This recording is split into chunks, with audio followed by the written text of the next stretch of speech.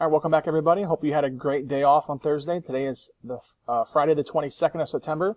We kind of finished and continued our discussion on women's voting rights here today. First off, I asked the Bellinger question about women being fully equal compared to men today in the United States. Now, I'm not trying to load this question up to politics because we all know, in theory, the laws in this country state and will protect women from any sort of, gender discrimination. However, in practice, there are some minor things that maybe we could say women are equal or are not equal. So I'm asking you to find those examples in practice where women might not be treated or fully equal to men today. Any example is fine. Just make sure you provide that example. Again, we're not trying to get into what's right or what's wrong about politics. We're trying to say what examples have we seen so far where women today are not fully equal. So, don't load up that question to the politics of the time. Just, try to answer it based on what you've seen in your own experiences or maybe what family members or friends have experienced. All right. So after we answered that question, we kind of discussed about it. Then we moved on to finishing the questions we got to on Wednesday. We didn't quite get finished with these, but you can pause the video, look at some of these questions on page 404 of the book. You can find and finish these as to why these are important, because every phrase ends with because. You can look at how, especially for number one, why was it noteworthy for the suffrage movement? What was that date? 1848, noteworthy? Because, and give me the answer. So, try to finish up those phrases so we can understand what the causes, what the effects might be of those, through this activity. So, you can pause this, get the questions, and then you're good to go. The questions are also on Canvas as well. What we also talked about today is kind of reviewing the worksheet in terms of why women protested. They protested in front of the White House. They led parades and demonstrations. In fact, there was a parade the day before Woodrow Wilson's inauguration as president. It was so big that so many people turned out to watch the parade, they forgot that Woodrow Wilson was arriving in Washington, D.C. that day. So no one showed up to greet him for his, pretty much his inauguration tour of Washington for his first few days there as the future president. Many people were kind of taken aback by how involved women were getting for their right to vote. In fact, women actually got to the White House and protested in front of it. Now, as World War I picked up, it becomes a very negative connotation to see women protesting the president in front of the White House, especially during a war. Ideas of unloyal, ideas of just egotistical, whatever you can say.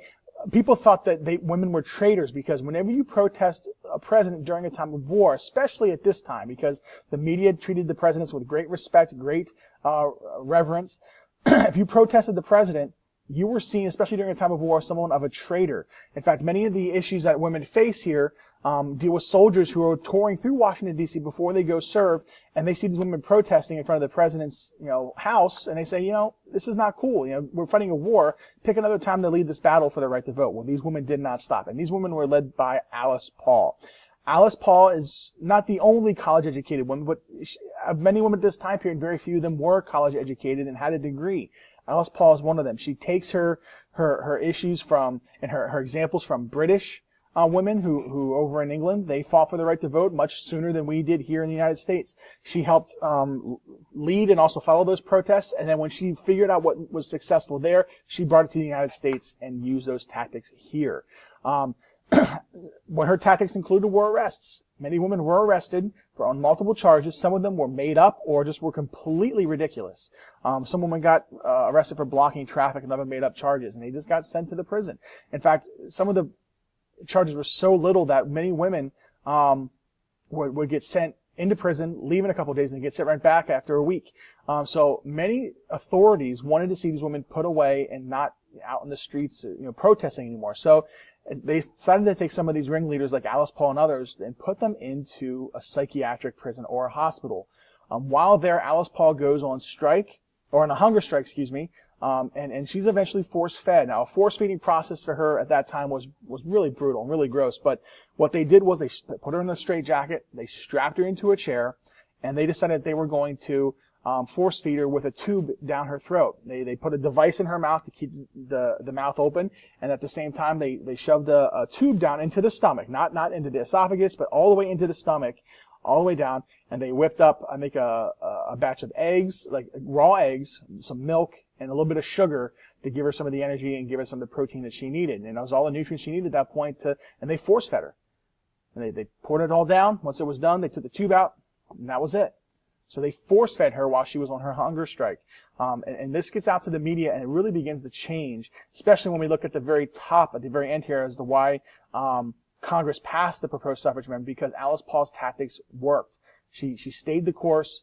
She fought for what she thought was right, and the government eventually gave in, because it doesn't look good to have this force feeding, the psychiatric hospitals and prisons, the women getting sent there. It doesn't look good for your record as a politician, especially someone who needs someone else's votes to become an elected official. So eventually the 19th Amendment is passed, and we also watched at the end of the day a video on Lady Gaga made a parody called Bad Romance. In fact, if you go to Canvas, all the way down at the bottom of our progressives page, I added a new section to this, but you can see that I've added the questions from our discussion. That's been since on Wednesday. But I also talked about and put up with a video, the Lady Gaga parody, which is the video that you can watch here. I also have a downloadable lyric sheet that you can download to follow along with the video as you can see some of the lyrics, because this is complete like a parody. It's not Weird Al Yankovic kind of weird parody. Lady Gaga makes this herself as a commemoration to the women who fought for voting rights. It's really her singing.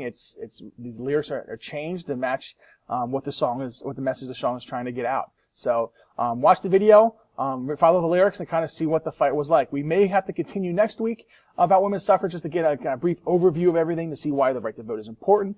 But definitely next week we will start Jim Crow laws in the South, as to why the United States was so bad for African Americans, especially for those living in the South, and what conditions they had to live under. All right? Everyone have a fantastic weekend. I will see you on Monday.